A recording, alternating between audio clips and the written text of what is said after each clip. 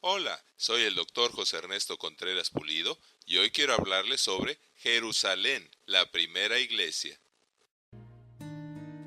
Jesucristo, casi al final de su ministerio terrenal, profetizó la formación de lo que desde el día de Pentecostés, posterior a su ascensión, se llama la iglesia y que es el conjunto de todos los salvos. Cuando Pedro le dijo, tú eres el Cristo, el Hijo del Dios viviente, Cristo respondió, sobre esta roca, Cristo, edificaré mi iglesia y las puertas del Hades no prevalecerán contra ella. La primera congregación cristiana de unas 120 personas se reunía en un aposento alto de Jerusalén, con los apóstoles y discípulos Pedro, Jacobo, Juan, Andrés, Felipe, Tomás, Bartolomé, Mateo, Jacobo, hijo de Alfeo, Simón el celote y Judas, hermano de Jacobo, y con las mujeres, María la madre de Jesús, y con los hermanos de Jesús. En Hechos de los Apóstoles dice que todos perseveraban unánimes en comunión, oración, ruego, el partimiento del pan y en la doctrina de los apóstoles. Y sobrevino temor en toda persona y muchas maravillas y señales eran hechas por los apóstoles. Así que los que recibieron la palabra predicada, o sea el mensaje de salvación, fueron bautizados. La Biblia dice, en aquellos días Pedro se levantó en medio de los hermanos y dijo, varones hermanos, era necesario que se cumpliera la escritura que el Espíritu Santo habló antes por boca de David acerca de Judas, que fue guía de los que prendieron a Jesús y era contado con nosotros y tenía parte en este ministerio.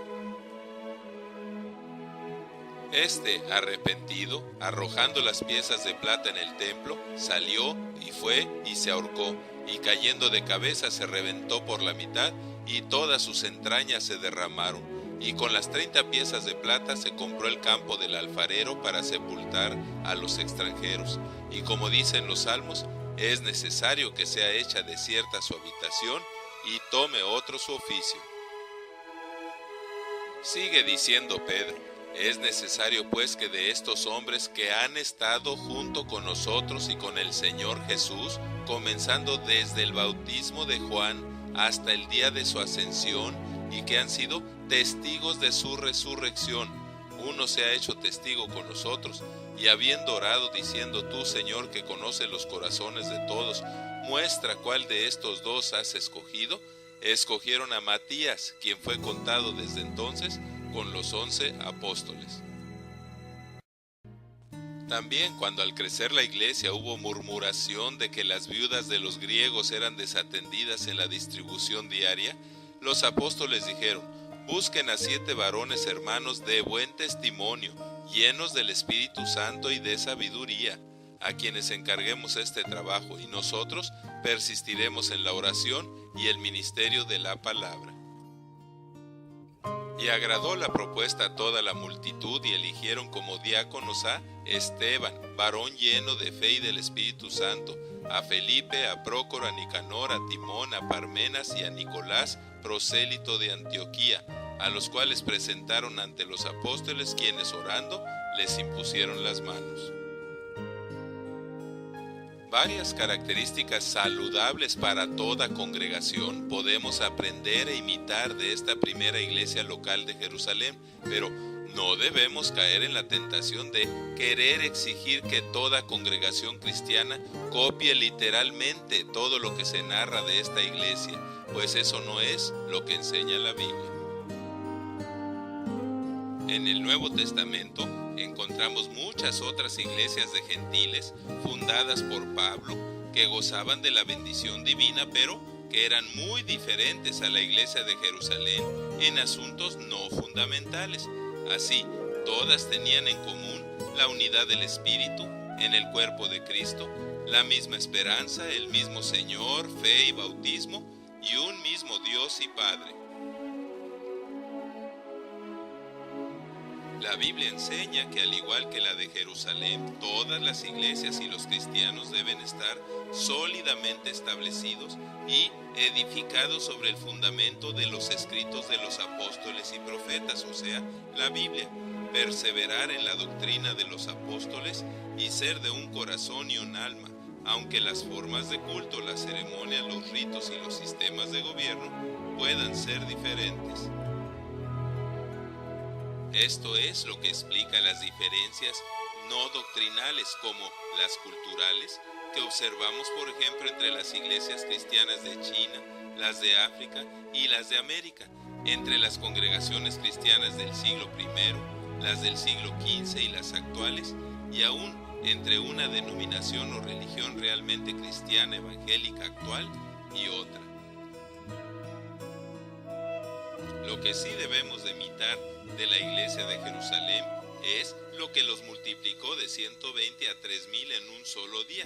y fue en primer lugar que perseveraban unánimes en oración y ruego, ya que sin la dirección y ayuda de Dios, aún multiplicándose rápida y numerosamente, tendrían pocas posibilidades de permanecer firmes en la fe y de trascender a vida eterna.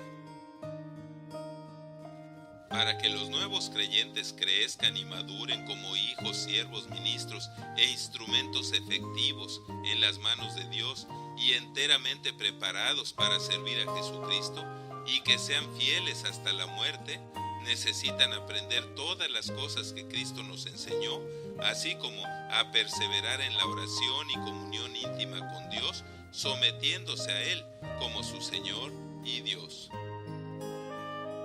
También de esta iglesia de Jerusalén aprendemos que cuando fue necesario asignar líderes en cualquiera de las áreas y organizaciones de la iglesia, como fue Matías y los diáconos, evitaron elegir neófitos para que no sucediera que envaneciéndose cayeran en la condenación del diablo. Más bien debemos como ellos elegir a cristianos de buen testimonio, llenos del Espíritu Santo y sabiduría, retenedores de la palabra fiel que es la Biblia, tal y como ha sido enseñada, para que puedan exhortar con sana enseñanza, y aún así que sean primero puestos a prueba, y luego ejerzan su ministerio si son irreprensibles. Se nos dice que en la iglesia de Jerusalén la obra de beneficencia se hacía gracias a que tenían en común todas las cosas, y los pudientes o ricos vendían sus propiedades y sus bienes y los repartían a todos según la necesidad de cada uno, pero no por partes iguales ni como un tipo de comunismo. Además, la obra social de la iglesia se hacía mientras se gozaban partiendo el pan en las casas y comían juntos con alegría y sencillez de corazón, y la administración hacia los de afuera se hacía tanto supliendo sus necesidades terrenales con muchas maravillas y señales hechas por los apóstoles, como con la predicación y exhortación a ser salvos de esa perversa generación. El fruto de todo esto se hizo evidente porque las gentes fueron fuertemente impactadas por el cristianismo de esta iglesia, y sobrevino temor, o sea, respeto reverente a Dios, a toda persona, teniendo favor con todo el pueblo, y el Señor añadía cada día a la iglesia a los que habían de ser salvos. Es mi oración y ruego que Dios nos permita imitar lo bueno de esta congregación, para honra y gloria de Dios, para edificación de la iglesia y para bendición de muchos que a nuestro alrededor necesitan las bendiciones que se prodigan a través de una iglesia así.